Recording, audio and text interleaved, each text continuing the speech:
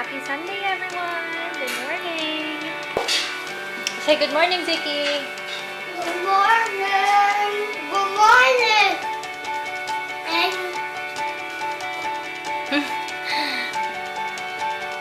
Say good morning! good morning! Okay, tapos naisip ko na kasi nalutuan ko na si asawa ko na yung kahapong natira sa minuto, yung half, ginawa ko na lang. Parang lechon kawali, pero niligyan ko ng crispy fry kasi gusto nun ng may breading.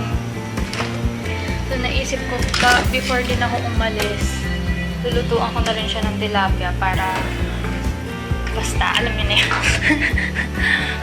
Hindi magagalit yun basta may pagkain. Dapat nga sasama siya sa church ngayon. Gusto ko naman talaga siya sumama. Kaso kagabi, simula madaling araw, sumasakit yung tiyan niya, hindi siya makahinga kasi acidic nga siya. Guys, yung breakfast ko pala, grabe, meron pa kasing menudo na natira. Pero alam niyo yun, minsan nakaka-tempt na mag-rice. So, ginawa ko, nag-coffee na lang ako tapos may dalawa pang natirang oatmeal cookies. Kinain ko na yun. Yun na lang yung breakfast ko. Kasi sayang din naman yung pag... Minsan kasi pag nag-exercise ka tapos hindi mo rin sinusunod yung diet. Yung diet na sayang din, di ba? Pero sabi nga ng husband ko, minsan may cheat day, pero minsan lang yun. Kasi ito pala yung niluto ko, guys. Onting natira na ibang meat. Ibang meat ginawa ko, breakfast na lang. Tapos kahapon may natirang rice, dapat i-fried rice ko, panis na. Kasi di ba sa init ng panahon ngayon, may yung mga rice madaling mapanis. Tapos, punta kami sa church ng 11. So guys, yun na lang yung update ko. You say, see you later! Hi guys, papunta na kami ng church. Wait Medyo for late me! na. I'm there 10:53. OOTD lang guys. Ayan, yung bag ko na Really fun thing. Miss Micaela ba yun? Regalo na sa akin It's yan. really Sawing. Tapos, naka-white na bolero, tapos summer dress. Tapos yung shoes, red. Si Zik naman, what is ready for? naka-sunglass, tapos yung polo shirt bigay sa kanya ni Ate Tita Mitch niya. Shorts, and show your shoes. White. So, kasi medyo may parehas kami ng color. Maroon or white, basta may parang parehas kami ng color, ganyan. Yan yung outfit of the day namin. Maghanap na kami na ng dry bag. Dry bag na kami. Punta kami sa mga tuloy pagtapos ng church. Kasi 6 naman kasi hindi pa ipos-school sa pangkana. Tapos ganun ko rin yung exit namin sa face kaso lang ito. Ever-bilhin na chick. Pang ribs.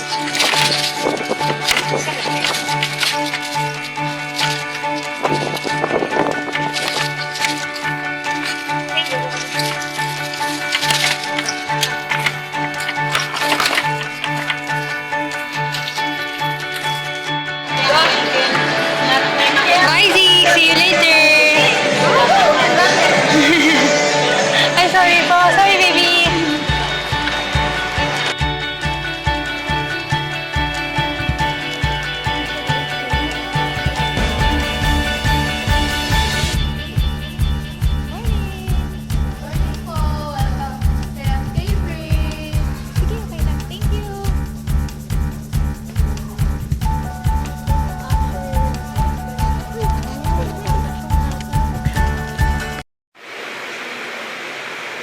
Okay na guys, hindi pa nagsastart. Buti na lang, tamang-tama lang yung oras ko.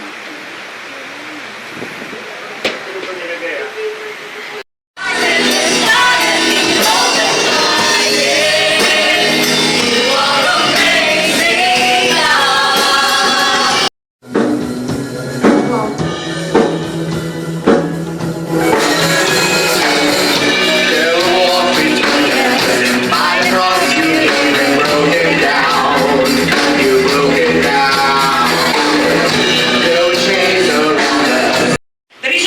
God gave us the commandments for us to live a good life. Merong guide talaga. Guide yung Word of God para maging maayos ang buhay natin. Ayun, next then.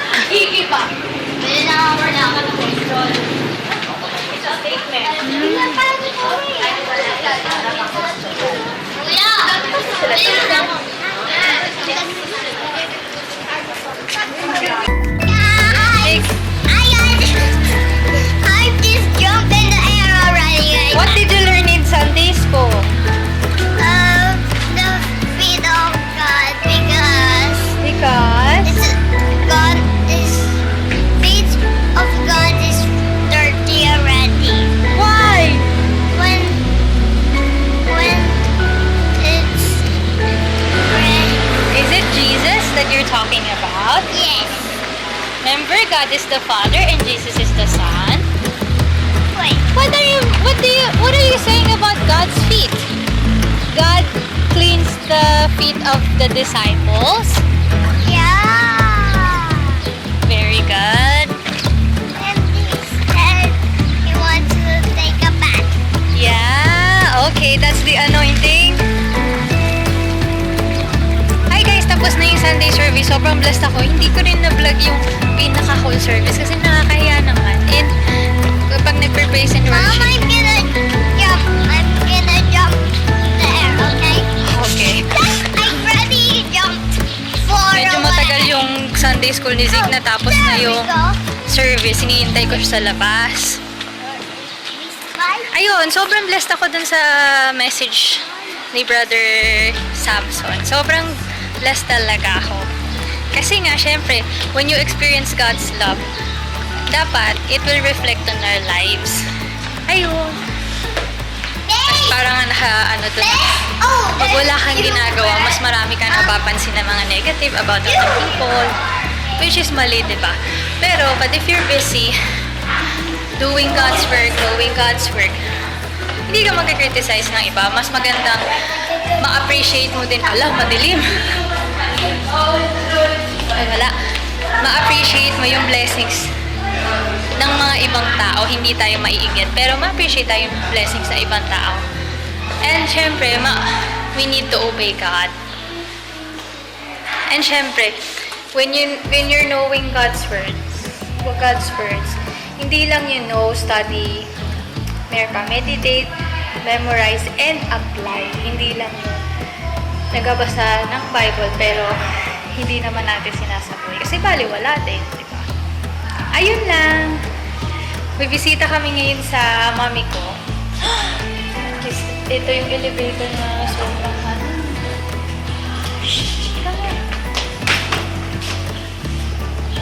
Wala siyang sensor. Bigla-bigla siyang sumasara. Yun, dadalaw kami sa mami ko ngayon. Hi, my love! You press 4, please. 4. 4. Where's 4? This one.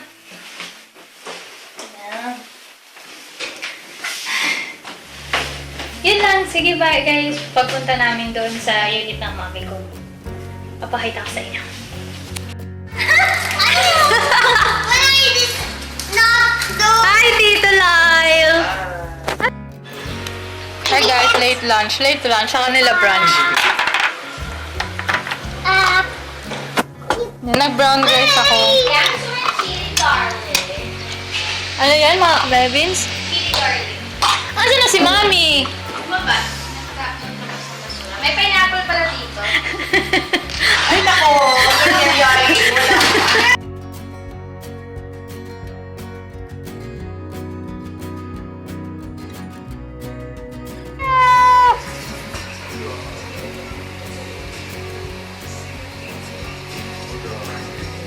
Why do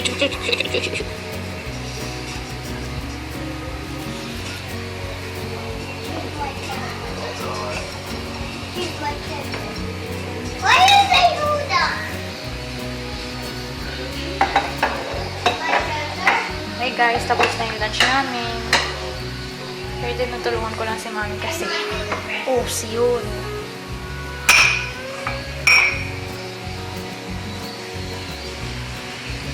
I know one person.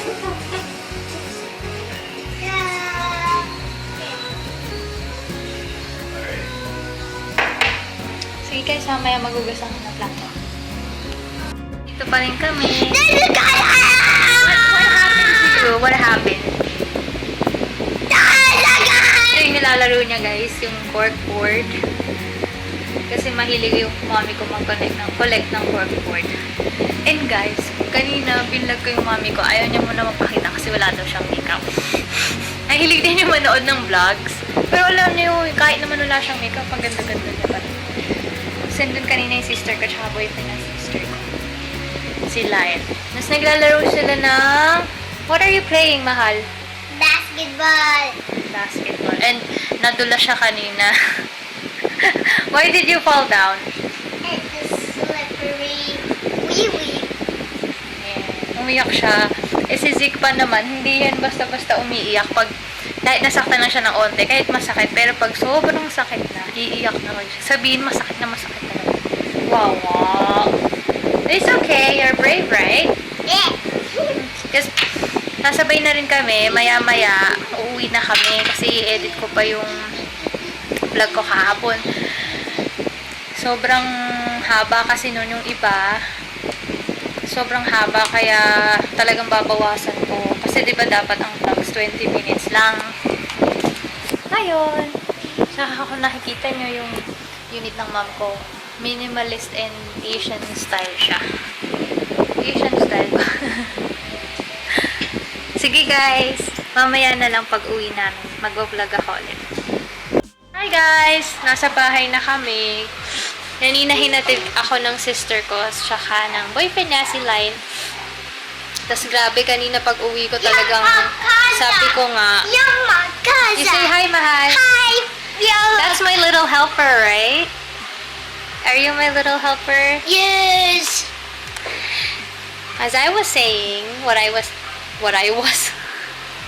Monta nga na. Ano ba ito sinasabi ko? Ayun na nga. Shh, mommy's talking. Pagka-uwi ko, I wake up upset. pagka-uwi ko, grabe yung kama, makalat. Tapos, naalala ko, hindi pa ako talaga nag-general cleaning kahapon. So, nagwalis ako, nag-mop, tapos kumuha kami ng grass kanina ni Zeke. Nandun siya, pinapatuyo, yung grass for the guinea pigs. Yun lang, sobrang, kasi, wala lang, nasa utak ko kasi kapag Sunday, pahinga na. Pero yun, tas,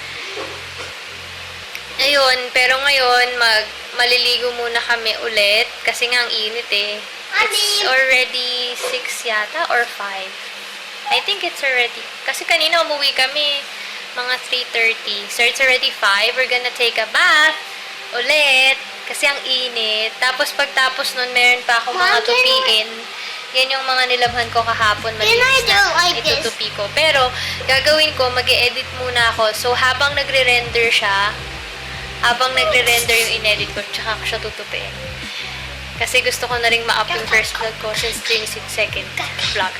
So guys, hindi ko alam kung makakapag-vlog pa ako ng makakapag-vlog pa ako mamaya. Kasi it's already nighttime, tsaka wala na rin naman kaming gagawin.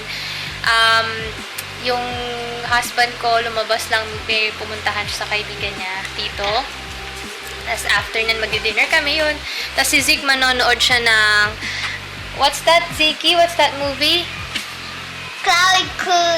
Cloudy, Chance of Cloudy, something. Ayun, na-enjoy naman namin kanina yung pagbisita ko sa mami ko. Kanina, hindi kasi siya nagpa-vlog ng kasi wala daw siyang makeup. Pero nasa bahay lang naman siya. Pero yun, ayaw niya. Kaso yun, syempre, nagchikahan kami ulit. Ganon, nagkamusahan, ganyan. Sumuwi na kami kagad. Sige guys, good night na. This is the end of the Sunday vlog. You say bye na, mahal. Bye. This is the end of the Sunday vlog. I hope you enjoy yung vlog namin, yung first tsaka tong second. Yung first kasi, parang nahabaan ako dun sa first vlog. I-edit ko pa lang siya ngayon. Sana ma-up na ngayon yan. Yung vlog ko kahapon and tong vlog na Sunday. Kasi since iniklian ko na. So, thank you guys! I hope marami na rin akong mga mommies na makilala dyan. Kasi sabi ko nga,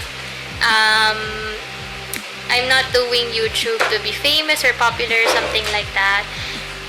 I just want to inspire people, lalo na yung mga moms, kasi katulad ng mga moms na nasa bahay lang, ganyan. Kaya sinasabi ng iba nasa bahay lang. But, sabi nga nila, ang isang housewife, ang net worth niyan, kapag binayaran mo lahat ng ginagawa niyan, katulad ng pagluluto, iba ang bayad sa chef.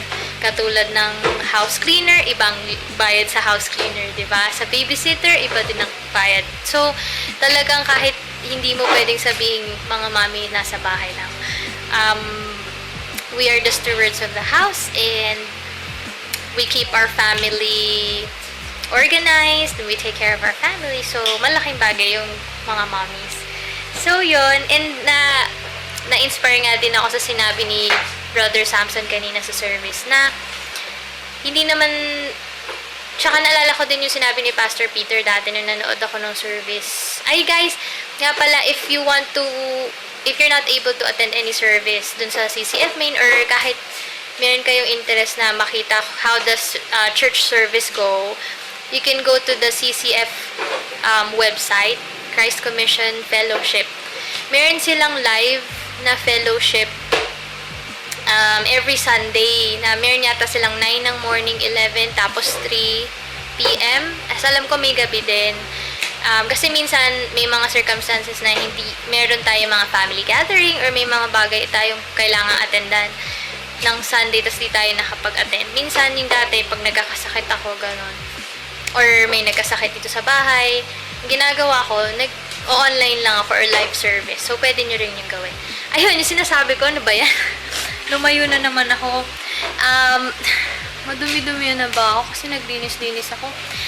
Sinasabi ko yung sinabi ni Pastor Peter, na hindi natin habol yung palakpak ng mga tao, kasi sa totoo lang, lahat naman ng trophies, achievements, lahat yan, pero di naman natin madadala sa langit. Hindi naman tayo tatanungin agad kapag pumunta tayo sa heaven kung ilan bang trophies. Ang tatanungin niya is, how do people see Jesus in your life? And how do you reflect God to other people? Saka sabi nga din ni Brother Samson na ang purpose natin talaga sa mundo, if we already know God, is to show the love of God to other people. Yung makita nila sa buhay natin. Kasi sa totoo lang guys, disclaimer lang pala, hindi ko pinipilit yung religion ko sa ibang tao. I respect all religions. But for me, yung faith ko, it's not really a religion. It's more on building relationship to God. So, sa akin naman, is hindi ko naman pinipilit yun. But I just want to inspire people, and through this channel, I also want to magpadala ng mga nakaka-inspire na mga bagay, ganyan, maka-inspire ako ng mga tao, and good things lang. Ayoko din, alam ko, hindi din mapipigilan na kung lumaki na yung family natin sa mga subscribers, sa mga mommies, kasi sa totoo lang, yung kapag nagsasubscribe naman tayo, bawat isa, katulad ko, sobrang nakarelate ako sa mga vloggers, lalo na yung mga mommy vloggers, yung mga beauty girls na mga mommies. Usually, mas nakaka-relate ako doon kasi nakikita ko rin yung mga struggles nila sa sarili ko, struggles ko din. So, gusto ko may mga mommies din na ma-inspire din, na alam niyo yun, kasi parang ang YouTube, parang nakikita ko na channel siya, na parang nakikipagkwentuhan lang ako sa mga kaibigan ko. Kasi ganun yung nararamdaman ko tuwing nanonood ako ng mga ibang beauty vloggers, katulad ni Aisha ng Purple Aries, tapos si Ann Klutz, si Miss Ann. Dati nanalo na nga din ako dati sa contest na ng makeup. Sobrang tuwang-tuwa ako nun kasi minsan kasi bilang mommies, parang katulad ko kasi, di ba nga napansin nyo, Kirky Yayi yung name ko dito. Nilagyan ko ng Kirky kasi nga talagang I believe na I'm very unique as a person na artistic. Lahat naman tayo unique. Pero sobrang quirky ako kasi parang kakaiba. Parang minsan mukhang kengkay, ganyan. Minsan mali-mali, mga ganyan. Parang mga ganon. So, minsan, yung naging nanay na ako, parang parang nawala na sa akin yung lagi. Masaya ako, pero alam mo yung lagi na lang akong nasusungit minsan like sa mga kalat. Alam mo yung parang ang dami kong iniisip. Pero, syempre, through God's help, lagi, kasi lahat naman tayo work in progress katulad ko. Marami pa ako mga bagay na gustong i-change sa buhay ko in a more positive way. So, yun. Ay, sinasabi ko nga, pag nag-grow na yung family natin, alam ko maraming magbabash. Wala namang perfect, diba? Wala namang perfect. Sa totoo lang, si God lang ang perfect. So, alam ko marami silang masisilip sa akin, kung ano man, or mga parent styles or something, masasabi sila. Pero, hindi naman ako dun, hindi naman ako after sa approval ng mga tao. Kasi minsan, pag lagi natin kinukuha yung lahat ng approval ng tao, mapapagod tayo. Alam niyo kung bakit? Kasi hindi naman lahat ng tao pare-parehas. We are unique in our own ways. So, kung pipilitin natin yung isang tao, ikulong sa box na ganun, gusto mo ganyan, di ba? Mahirap. So, hindi rin ako after doon ma-please lahat. Kasi mapapagod ka, di mo talaga mapiplease lahat. And I admit, lalo na nung high school ako, I'm a people pleaser. Sobrang gusto ko talaga walang magalit sa akin. Gusto ko walang may masabing masama sa akin. Kahit, alam niyo yung parang pag may mga projects, ako yung leader, ako lahat gumagawa, which is mali kasi dapat ang leader nag-a-assign. Hindi ako nagagalit, kumbaga, iniisip ko lagi sila. Pero, syempre, nag-mature na ako. I'm already 29, magto-30 na ako. Marami na rin ako natutunan sa buhay. So, na-realize ko na mas maganda pa na kung anong iisipin na God sa atin. Kung masaya ba siya sa atin sa ginagawa niya natin bilang anak niya. 'Di ba? Kasi minsan ang dali-daling gumawa ng shortcut. Alam niyo 'yun, minsan kasi parang may mga struggle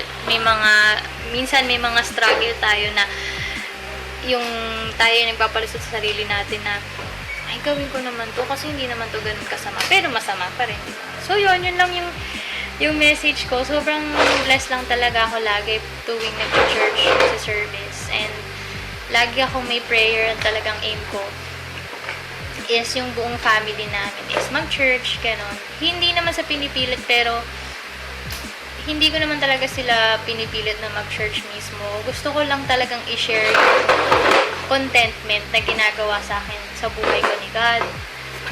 Hindi ko yun mahanap sa iba. Tsaka tulad sa mga mag-aasawa dyan, katulad ng natutunan namin sa couples retreat, kahit yung mga magpapakasal pa lang, in your marriage and in your relationship, God should be in the center. Kasi parang triangle yan. Like, this is the husband, this is the wife. When you pursue God, you meet in the center. Kasi mahirap yung minsan kasi kapag nagkaroon na tayo ng yung mahal natin, minsan siya lang yung magiging mundo natin. Tapos, minsan nawawala tayo sa ano bang tawag? Wala tayo sa parang ganun. Kasi, dun ka lang nakafocus sa kanya. Parang pero mas maganda, si God yung center ng relationship nyo. Kasi, katulad sa mga girls dyan, kung maghahanap kayo ng ideal man nyo, dapat God-fearing. And si God ang pinaka-top priority nyo sa buhay. Kasi nga, kapag ang isang lalaki is a believer and he loves God, nothing can go wrong. Kasi, gusto niyang gawin yung mabuti lagi. So, yun. Like ko lang pinag-pray na yung family ko din is lahat magpunta sa church and maramdaman nila yung saya na binibigay ni God, na siya lang talaga makapagbibigay. Ayan, tinatawag na ako ng anak ko. Are you my little helper? Yes. Ayun nga, si Zeke kasi, yan, talagang tinuturuan ko kahit hindi siya ganun karunong mag-mop. Are you my little helper? Kahit di siya marunong mag-map, ang ginawa ko nung nagmamap ako, pinatry ko sa kanya, which is mabigat. Pero at least na-try niya, tapos ginawa na lang, yung parang dalawang basahan, ginawa niyang skate. Pero di niya alam, nakatulong na siya sa akin na maglampaso ng floor. So, yun kasi nga natutunan ko yun sa Memo ni Mommy na book. Papakita ko nga. Memo ni Mommy na book. Nandito siya. Binigay sa akin ni Mids, yung office mate ko dati sa Post. Ano ba? O sa results. Ano ba yun? 3 na kasi yung BPO na pinabuong ko dati. So, yan. Yung memo ni Mommy. Si Sis Bessie. Hello, Diva! Serious. I'm nervous. Natutunan ko dito na mula bata pa lang kailangan i-train na natin yung mga anak natin maging organized. Tsaka With the chair. kahit parang laro lang sa kanila yung maglinis. Para maging ma-organize din sila sa buhay nila. Sa mga bagay-bagay nila. Sige guys, ang dami pang gagawin. And good night na! Happy Sunday! Enjoy your time with your family! You say goodbye, mahal! Goodbye! Dad, can I watch it? You say goodbye. Bye. God bless! God bless. God bless. Can we watch it? Bye! I'm going to edit first, mahal. Bye!